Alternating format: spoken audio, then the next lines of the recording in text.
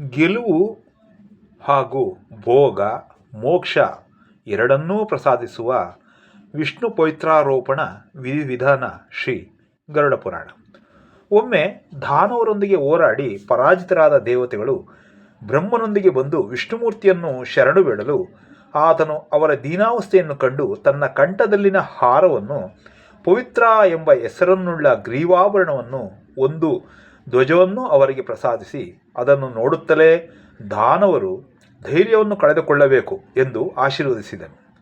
ಅನಂತರ ದೇವತೆಗಳು ದಾನವರನ್ನು ಎದುರಿಸಿ ಗೆಲುವನ್ನು ಸಾಧಿಸಿದರು. ಅಂದಿನಿಂದ ಈ ಪವಿತ್ರಕಗಳನ್ನು ಎಲ್ಲರೂ ಪೂಜಿಸುತ್ತಾರೆ. ದೇವತೆಗಳೇ ಪಾಡ್ಯಮಿಯಿಂದ ಹುಣ್ಣಿಮೆಯವರೆಗೂ ಒಂದೊಂದು ತಿಥಿಯು ಒಂದೊಂದು ದೇವತೆಯ ಪೂಜೆಗೆ ನಿರ್ದೇಶಿಸಲ್ಪಟ್ಟಿದೆ. ಆಯಾ ದೇವತೆಗಳಿಗೆ ಆಯಾ ತಿಥಿಗಳಲ್ಲಿ ಪವಿತ್ರಾರೋಪಣ ಪೂಜೆಯನ್ನು ಮಾಡಬೇಕಾಗಿದೆ. ವಿಷ್ಣುವಿಗೆ ದ್ವಾದಶಿಯ ದಿನದಂದು ಮಾಡಬೇಕು. ವ್ಯತಿಪಾತ ಯೋಗ, ಉತ್ತರಾಯಣ, ದಕ್ಷಿಣಾಯನ, ಚಂದ್ರ, ಸೂರ್ಯಗ್ರಹಣ, ವಿವಾಹ, ವೃದ್ಧಿ ಕಾರ್ಯ, ಗುರುಜನ ಆಗಮನ ಸಂದರ್ಭಗಳಲ್ಲಿಯೂ ಸಹ ಈ ಪೂಜೆಯನ್ನು ಮಾಡಬಹುದು. ಬ್ರಾಹ್ಮಣರಿಗೆ ರೇಷ್ಮೆಯ ದಾರಗಳನ್ನು, ಹತ್ತಿಯನ್ನು, ಲತೆಗಳನ್ನು, ಕ್ಷತ್ರಿಯರಿಗೆ ರೇಷ್ಮೆಯ ದಾರವನ್ನು, ವೈಶ್ಯರಿಗೆ ಭೋಜಪತ್ರ ದಾರಗಳನ್ನು, ಪವಿತ್ರಕಗಳನ್ನು ತಯಾರಿಸುವುದಕ್ಕಾಗಿ ಋಷಿಗಳು ನಿರ್ದೇಶಿಸಿದ್ದಾರೆ. ಹತ್ತಿ ಅಥವಾ ಕಮಲ ನಿರ್ಮಿತ ಪವಿತ್ರಕವನ್ನು ಎಲ್ಲ ವರ್ಣಗಳವರು ಉಪಯೋಗಿಸಬಹುದು. ಈ ಪವಿತ್ರಕದ ನವತಂತುಗಳಲ್ಲಿ ಓಂಕಾರ, ಶಿವ, ಚಂದ್ರ, ಅಗ್ನಿ, ಬ್ರಹ್ಮ, ಶೇಷ, ಸೂರ್ಯ, ಗಣೇಶ, ವಿಷ್ಣು ದೇವರುಗಳು ಇರುತ್ತಾರೆ. ಬ್ರಹ್ಮ, ವಿಷ್ಣು, ಮಹೇಶ್ವರರು ಈ ಪವಿತ್ರಕದಲ್ಲಿನ 3 ಸೂತ್ರಗಳಿಗೂ ಅಧಿಷ್ಠಾನ ದೇವತೆಗಳು. ಈ ಸೂತ್ರಗಳನ್ನು ಚಿನ್ನ, ಬೆಳ್ಳಿ, ತಾಮ್ರ, ಬಿದಿರು ಅಥವಾ ಮಣ್ಣಿನ ಪಾತ್ರೆಗಳಲ್ಲಿ ಇಡಬೇಕು.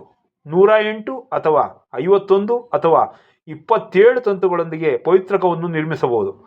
ಉಪವಾಸದಿಂದ ಈ ಸೂತ್ರಗಳನ್ನು ಕುಂಕುಮ, ಅರಿಶಿನ, ಚಂದನಗಳಿಂದ ಚರ್ಚಿತ ಮಾಡಿ ಆದಿವಸಿತವನ್ನು ಮಾಡಬೇಕು.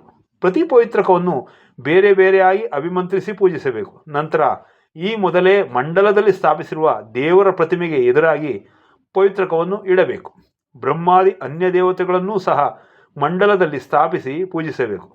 ಸೂತ್ರಗಳನ್ನು ಸಿದ್ಧಗೊಳಿಸಿಕೊಂಡು 3ರಿಂದ 9 ಸಲ ಸುತ್ತಿ ಕಟ್ಟಬೇಕು.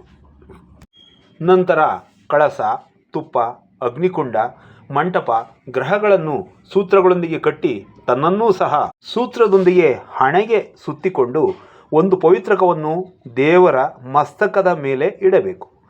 ಸಂಪೂರ್ಣ ಸಾಮಗ್ರಿಯನ್ನು ವಿಷ್ಣುದೇವನಿಗೆ ನಿವೇದಿಸಿ ಪೂಜಿಸಿ ಈ ಮಂತ್ರವನ್ನು ಪಠಿಸಬೇಕು.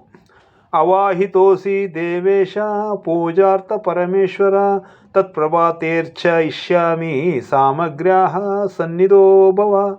ಈ ರೀತಿ ಪ್ರಾತಃ ಕಾಲವೇ ನಿನಗೆ ಪೂಜೆಯನ್ನು ಸಲ್ಲಿಸುತ್ತೇನೆ ಸ್ವಾಮಿ ಎಂದು ವಿಜ್ಞಾಪಿಸಿಕೊಂಡು ಆ ರಾತ್ರಿಯೆಲ್ಲ ಜಾಗರಣೆ ಮಾಡಿ ಬೆಳಕು ಹರಿಯುತ್ತಲೇ ಕೇಶವ ಸ್ವಾಮಿಯನ್ನು ಪೂಜಿಸಿ ಪವಿತ್ರಕಗಳನ್ನು ಆತನಿಗೇ ಅರ್ಪಿಸಬೇಕು.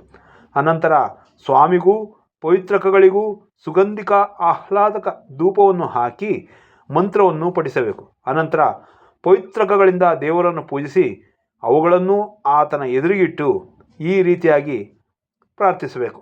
ವಿಶುದ್ಧ ಗ್ರಂಥಿಕಂ ರಮ್ಯಂ ಅಮಪಾತಕ ನಾಶನಂ ಸರ್ವಪಾಪಕ್ಷಯಂ ದೇವತಾ ವಾಗ್ರೇ ಧಾರಯಾಮ್ಯಹಂ. ನಂತರ ಈ ಮಂತ್ರವನ್ನು ಪಠಿಸುತ್ತಾ ಸಾಧಕನು ಪವಿತ್ರಕವನ್ನು ಧರಿಸಬೇಕು. ಪವಿತ್ರಂ ವೈಷ್ಣವಂ ತೇಜಃ ಸರ್ವಪಾತಕ ನಾಶನಂ ದರ್ಭಕಾಮಾರ್ಥ ಸಿದ್ಧ್ಯರ್ಥಂ ಸ್ವಕಂಠೆ ಧಾರಯಾಮ್ಯಹಂ.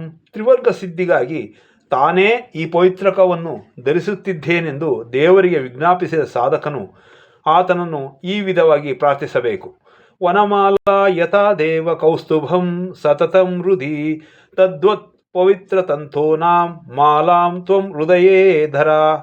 ಅನಂತರ ಬ್ರಾಹ್ಮಣರಿಗೆ ಭೋಜನಗಳನ್ನಿಟ್ಟು ದಕ್ಷಿಣೆಯನ್ನು ಕೊಟ್ಟು ಸಾಯಂಕಾಲವಾಗಲಿ ಮಾರನೆಯ ದಿನವಾಗಲಿ ಮತ್ತೆ ಇದೇ ರೀತಿ ಪೂಜೆಯನ್ನು ಸಲ್ಲಿಸಿ ಈ ಕೆಳಗಿನ ಮಂತ್ರವನ್ನು ಪಠಿಸುತ್ತಾ ದೀಕ್ಷೆಯನ್ನು ತೆಗೆಯಬೇಕು. ಸಾಂವತ್ಸರಿ ಮಿಮಾಂ ಪೂಜಾಂ ಸಂಪಾದ್ಯ ವಿಧಿವನ್ಮಯ ವ್ರಜ ಪವಿತ್ರಕೆ ದಾನಿಂ ವಿಷ್ಣುಲೋಕಂ ವಿಸರ್ಜಿತಃ. ತನ್ನಿಂದ ವಿಸರ್ಜಿಸಲ್ಪಡುತ್ತಿರುವ ಪವಿತ್ರಕವು ತನಗಿಂತಲೂ ಮೊದಲೇ ವಿಷ್ಣುಲೋಕವನ್ನು ಸೇರಬೇಕೆಂದು ಸಾಧಕನ ಉದ್ದೇಶವಾಗಿರಬೇಕು.